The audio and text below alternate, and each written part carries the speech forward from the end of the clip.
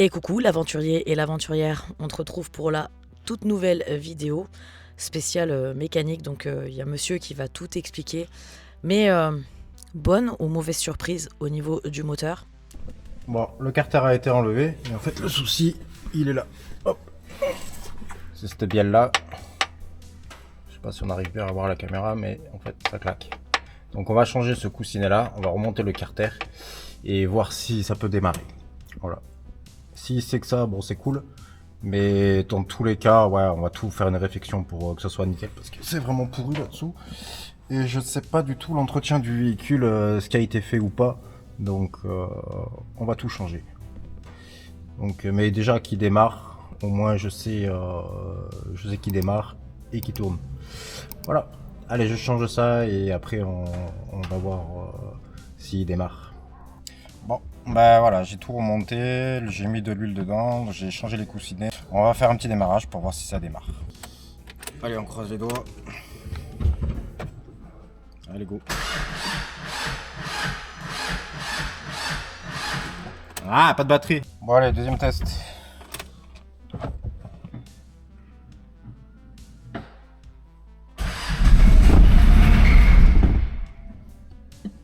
Bon, ça démarre. Bon, il démarre, il tourne. Mais bon, du coup, je vais refaire le moteur parce que dès que j'accélère, il claque de ouf.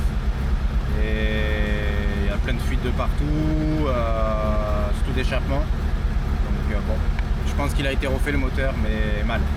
Mais bon, c'est pas grave. Mais voilà, il tourne. Au moins je peux l'amener nettoyer parce que pour le déplacer c'est galère. Au moins tout nettoyer et puis voilà. Mais en tout cas c'est cool. A voir, bon si c'est pas notre coussinet, je vais redémonter quand j'aurai le temps parce que là j'ai d'autres projets en cours avant. Mais je voulais qu'il démarre et qu'il avance. Donc là c'est cool, j'ai essayé les vitesses, le 4 roues motrices et tout, il y a tout qui marche. Donc ça c'est cool.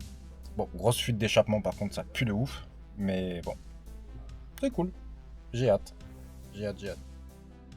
On te reprend juste après pour te donner un petit peu plus de détails sur les modifications qui vont être à faire sur le moteur d'Oni et est-ce que c'est réellement une bonne affaire ou pas. En attendant, Brice avait un petit peu de temps à passer, il a trouvé des pneus mode terrain dans le garage et il a décidé de les monter directement sur Oni, ce qui nous permet de partir sur des pneus neufs et bien plus adaptés pour la piste.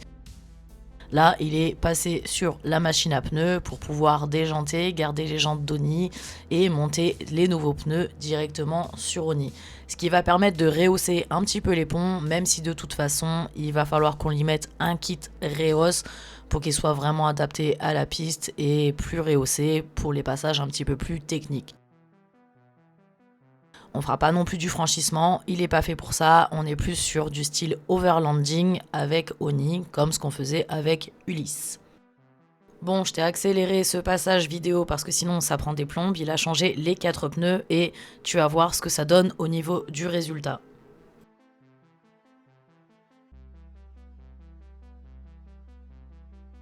En fait, on passe de 215,95 à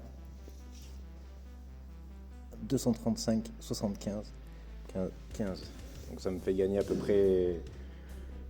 près 2 cm en hauteur. Donc du coup, les ponts ils vont être un peu plus hauts.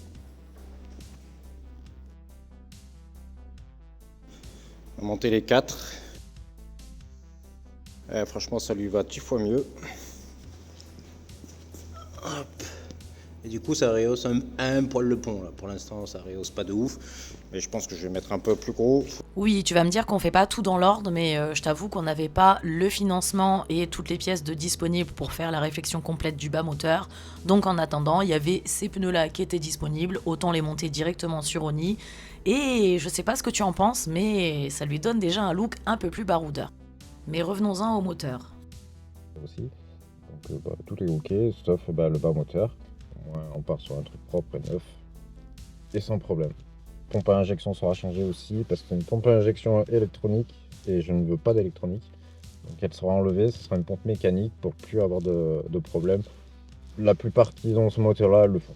Ils s'embêtent pas, ils changent direct les pompes à injection pour mettre en mécanique.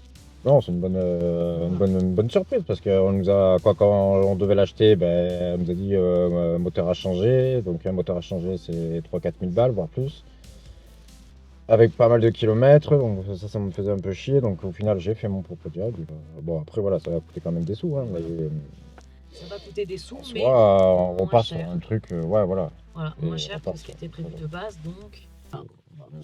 On niveau va- mécanique, c'est plutôt une bonne surprise. La négociation du van, vous vous êtes gavé? Bah oui, on s'est gavé, mais par contre, on a été sincère avec Nico, qui est l'ancien propriétaire d'Oni, et voilà, que lui, de son côté, qui change de mécanicien. Ouais, bon après c'était pas son mécano, hein, c'est un mécano Oui. parce qu'il est tombé en panne dans le Verdon et lui il habite dans la région lyonnaise et il a fait faire un jag ici mais malheureusement il n'est pas tombé sur le bon. Lui, de son côté, ne nous a pas caché les défauts qu'il y avait sur le véhicule. Donc nous, de notre côté, on a préféré aussi être sincère une fois que Brice s'est rendu compte que le moteur tourne, même s'il y a des travaux à faire dessus.